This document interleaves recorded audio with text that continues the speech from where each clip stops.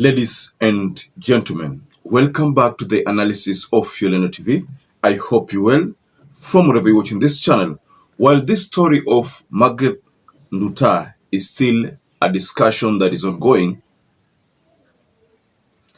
the US revealed a cartel that is linked to Kenya through a lab in Namanga, which is within the Kajiado country. I believe majority of you have seen or heard about this story. Thank you so much. The Directorate of Criminal Investigations has issued a statement on an operation that led to the disruption of activities at a clandestine laboratory in Namanga, Kajiado County. DCI boss Mohammed Amin says officers led by those from Anti-Narcotics Unit received information and carried out an operation on September 12, 2024. During the operation at the site with two iron sheet structures, police recovered chemicals, 2 exercise books bearing lab drawings and chemical formulas, and a mobile phone belonging to a Mexican suspect. It is number. For those of you who followed this story, because there's a statement which Musalia Mudavadi released talking about 1,000 Kenyans who are held in various prisons in the world. 1,000 Kenyans, that's a very huge number, 1,000 cases. And one of those people is Margret NDUTA, the person we've been talking about, for the past 1 week. Now, there's a story here which was shared, an article, about some Nigerian people and some Mexican people. I think Mexican are 3, Nigerian are 2 brothers, and then there are 2 Kenyans who are involved in this Namanga lab. So what is happening is that there is a Mexican cartel who is under the US radar, and this Mexican cartel network is headed by Dijalcico Nueva Generation, based on the story that has been shared from the US report. And this is portraying Kenya as a destination where drug trafficking, drug activities, zimepita kipimo. These drug activities have always been linked to politicians in Kenya. There are many politicians who have been mentioned in so many drug cases. There are others who had to be mentioned in the US. You know about them. I'm not going to mention their names here, but their names have surfaced in the courts in US, and they have been getting sanctions. That explains why the US moved a notch higher to conclude its investigation, and the investigation they did brought about an activity that is taking place at a Namanga lab.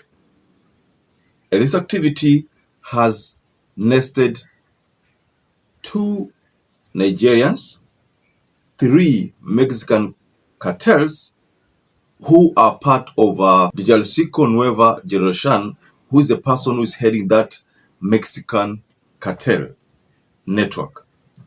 So, based on this story, ladies and gentlemen, Kenya is being accused of trying to protect these people. The big question is, how did the Mexican members of this Mexican cartel network jet into the country if they are people on the wanted list? How did they get into the country? Because what has it that some of them tried to leave the country, like say, for example, Alvarado wanted to leave the country, but unfortunately to him, he was arrested. So the big question is how did he get into the country?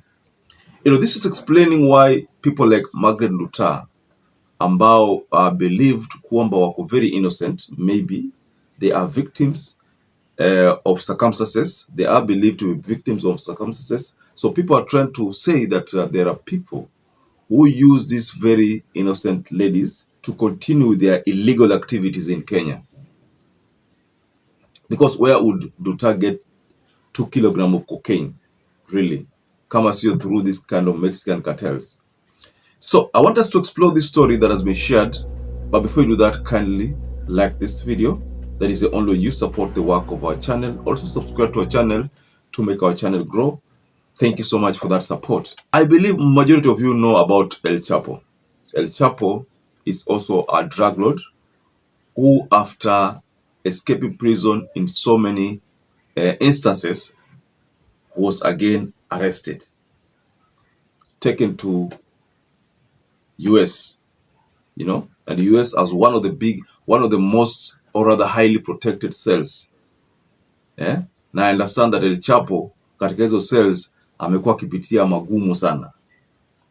So El Chapo, this name El Chapo surfaced again in Kenya the moment William Ruto talked about chapatis. You remember that story when he was doing his Nairobi tour, and Sakaja had requested for a machine that would prepare 1 million chapatis. And then Kenyans took that statement and made memes out of it. I believe you know about that story. So El Chapo, being a Mexican drug lord, is one of those people whose names pop up every time matters cocaine, matters drugs are mentioned, So this lab in Namanga is believed to be linked to a Mexican cartel based on the story from the US portal. We went there, we found the place. Something that hit us was the watchman at the gate. Having seen some of us in uniform, he said, we are not allowed to get in. So from that moment, we decided, no, we have to. We went in. We went into the second compound and found those two premises, the iron sheet structures. Looking at that duration between September and, July and September, for them to make the agreement, buy the land, set up the factories, actually they did not succeed to operationalize the clandestine lab. Mexican cartel, who has looked at the loophole in Kenya and realized that the best place to conduct his illegal business is in Kenya. That's why you find that in the story that has been surfacing, there is a lab that has been constructed. In that lab, they just used mabati so that you cannot easily guess, They also used a solar panel so that they don't have to get involved with the KPLC. So pale ni ile solar panel ni supply moto, KPLC hawako involved. That place hakuna hata internet. I understand, because to avoid issues like tracing and the like.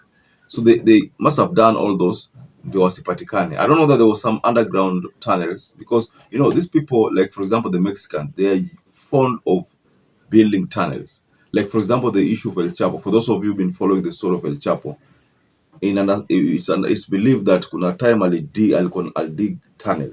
They were underground tunnels. So what happened is that wakati alipofungwa kwa hiyo cell ama hiyo prison, ni kama ni watu wake walitengeneza tunnel paka pale yuko. Alafu kawa kuna pikipiki imewekwa pale. So what happens is that yeye alidig tunnel kutoka kwa seli yake kwenda chini. So yeye aliposhuka tu pale chini, alipanda pikipiki na akatoka. Na hiyo pikipiki inatembea kwa tunnel huko chini. Akatoroka. So that is how he managed to escape. So he has been escaping. So we suspect that even these cartels can even construct tunnels hapa Kenya katika hizi malab zao, kama ile lab ambayo tumeonyeshwa hapo kwa TV. Wanaweza tengeneza tunnel ambayo ukija wakifumaniwa wanakimbia nao tunnel na wanatoka. So police will end up searching aimlessly, lakini washatoroka. Still on this story of drugs, there was a father who surfaced with a story, and this father, I think, based on the story, he has been helping most of these detainees or other prisoners ambao wana face kama death penalties, wale wana life sentences. So huwa na motivate. So there's a time he surfaced and talked about something about NDUTA, kwamba kuna time alikuwa amefungwa pale Ghana. Si kama ulisikia story, alikuwa amefungwa Ghana na alifungwa kwa muda. Lakini story dadake NDUTA ameikataa. Lakini ufadha alisema kwamba NDUTA ni mtu mmoja wale ambao walishaifungwa, washaikuwa kwa cell kwa sababu ya haya mambo ya drug trafficking. That's why unapata kama Msala Mdavadi ilibidi aongelee swala kusema kwamba wasichana ambao wanatoka Kenya waangalie sana wasitumike na hao majangili.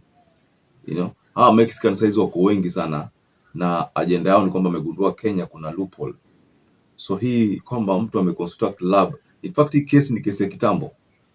Hii ni report ambayo inasemekana 2024. Is it 2024 2023 there? So Kenyans have acted now. And this has coincided with hii mambo ya NDUTA. So I'm believing that this case of NDUTA it have exposed vitu vingi sana. Sijui kama NDUTA ndiye alisema kwamba kuna hiyo lab Namanga, sijui. Lakini mimi kenye najua ni kwamba NDUTA atataja mengi sana. Mengi atayataja pale. Na maybe atayataja hata kiwapo Vietnam. Labda wao watamwachilia ili ataje kila kitu. Kenya deal nao ili hawa Vietnam waone kwamba Kenya wana deal na hii swala.